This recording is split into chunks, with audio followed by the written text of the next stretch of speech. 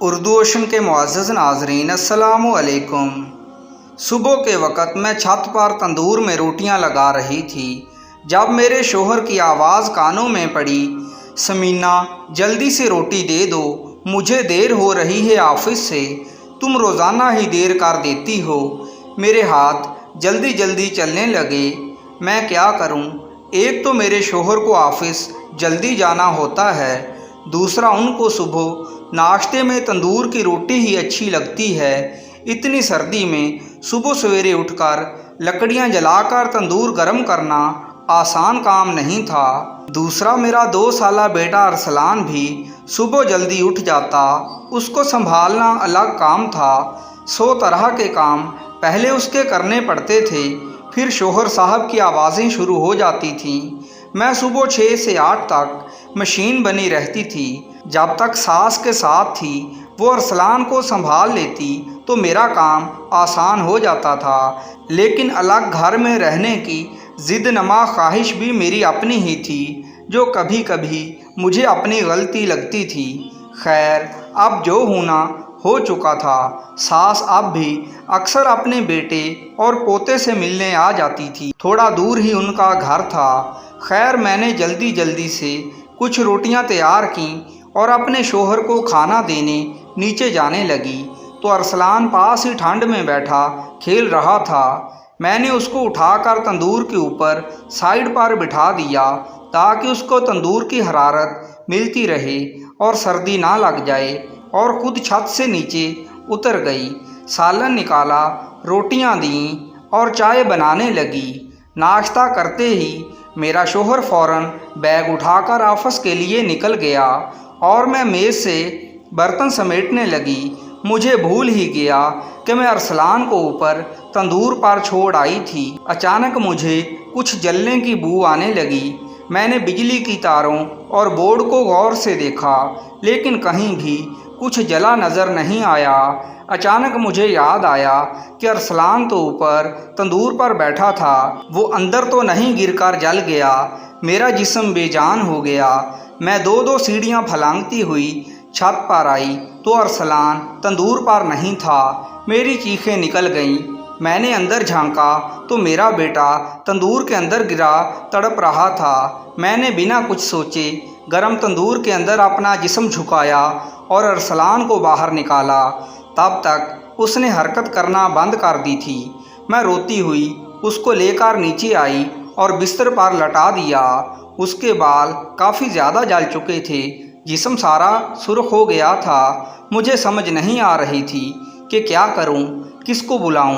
میرا بیٹا میری آنکھوں کے سامنے مر رہا تھا یا شاید مر چکا تھا۔ میں نے فون اٹھایا اور اپنے شوہر کا نمبر ملانے لگی، لیکن میری ہمت نہیں پڑی اس کو بتانے کی۔ ابھی تو وہ راستے میں ہوگا، وہ مجھے ایسی غفلت کرنے پر جان سے مار ڈالے گا، کیونکہ وہ اپنے بیٹے سے بہت زیادہ محبت کرتا تھا اور اس کے جسم پر خراش بھی نہیں برداشت کرتا تھا۔ یا اللہ، میں کیا کروں؟ میں نے ساس کا نمبر ملایا اور انہوں نے فوراً اٹھا لیا۔ میں نے روتے ہوئے ایک ہی سانس میں ساری بات بتا ڈالی۔ میری بات سن کر میری ساس نے بہت حوصلے سے کہا، میری بچی پریشان نہ ہو، میں تو پہلے ہی تمہاری طرف آنے کے لیے گھر سے نکل چکی ہوں۔ پتہ نہیں کیوں میرا دل گھبرا رہا تھا، مجھے ایسے محسوس ہو رہا تھا میرا پوتا بیمار ہے اور تم نے مجھے بتایا نہیں ہے، اس لیے میں اس کو دیکھنے کے لیے آ رہی تھی۔ بس 2 منٹ میں پہنچتی ہوں۔ اس قیامت کی گھڑی میں ساس کے مہربان الفاظ بارش کے ٹھنڈے قطروں کی طرح میرے بے چین دل پر گرے۔ میں نے ایک نظر اپنے بچے پر ڈالی اور اپنی ساس کو دیکھنے کے لیے گھر سے باہر نکل گئی۔ ویسے بھی مجھ سے ارسلان کی یہ حالت دیکھی نہیں جا رہی تھی۔ پھر میں نے اپنی آنکھوں سے وہ منظر دیکھا جو میں ساری زندگی بھول نہیں سکتی۔ میری بوڑھی ساس بچوں کی طرح سامنے سے بھاگتی ہوئی آ رہی تھی۔ دکانوں پر کھڑے لوگ تماشا سمجھ کر ہنس کر لوٹ پوٹ ہو رہے تھے۔ پتہ نہیں اس بوڑھی کمزور عورت میں اتنی طاقت کہاں سے آ گئی تھی، जल्दी से वो घर में दाखिल हुई और सीधा उस कमरे में गई जहां अरसलान को मैंने लटाया हुआ था। मुझे ऐसे लगा जैसे उसको पहले से पता हो कि अरसलान किस कमरे में मौजूद है। आते ही उसने अरसलान के मुंह से अपना पोपला मुंह लगाया और उसको मसनूई सांस देने लगी, साथ साथ उसका सीना भी दबा रही थी। थोड़ी देर बाद मेरे बच्चे ने हरकत की और रोने लग पड़ा। खुशी से मैं भी रोने लग पड़ी थी। वो जिंदा था। उसी वक़्त बाहर एम्बुलेंस का सायरन सुनाई दिया। मेरी सास बाहर गई और उसके साथ रेस्क्यू के 2 जवान अंदर आए और आते ही अरसलान को उठाकर एम्बुलेंस में ले गए। उसको ऑक्सीजन लगाने लगे। तब तक हम दोनों घर को ताला लगाकर उनके साथ एम्बुलेंस में बैठ चुकी थी। एक जवान ने बाग से क्रीम निकाली और अरसलान के जिस्म पर लगानी शुरू कर दी। मुझे पता नहीं था किस वक्त मेरी सास ने रेस्क्यू को कॉल की और उन्होंने भी आने में मुश्किल से 6-7 मिनट लगाए थे। अस्पताल के सामने एम्बुलेंस रुकी तो वो मेरे बेटे को उठाकर एमरजेंसी में ले गए। मैं बेचैनी से राहदारी में टहल रही थी जबकि मेरी सास पुरसकून होकर बैठी तस्बीह कर रही थी। मुझे उनके चेहरे पर सुकून और इत्मीनान देखकर हैरत हो रही थी कि कैसे मुश्किल वक़्त में उन्होंने ना सिर्फ खुद पर काबू रखा था बल्कि कितनी जल्दी में अरसलान को बचाने के सब इंतज़ाम कर लिए थे।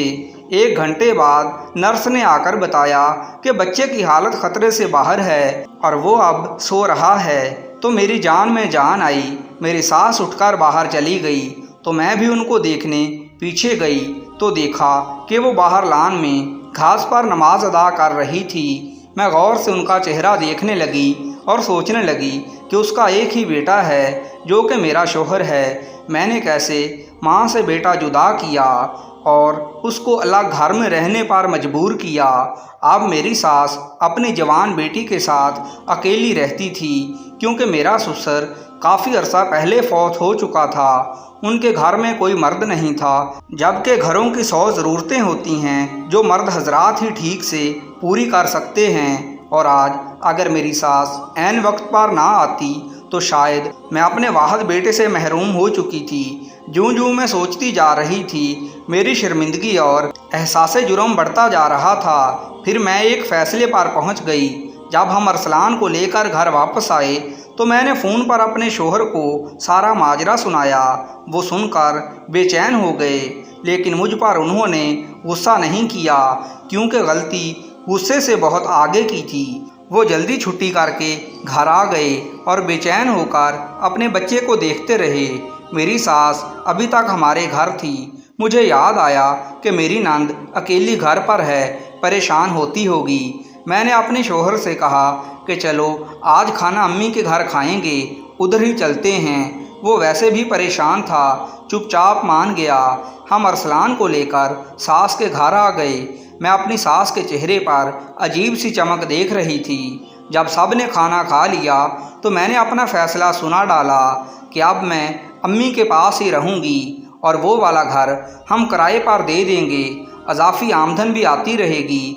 मेरा फ़ैसला सुनकर सब बेयकीनी से मुझे देख रहे थे।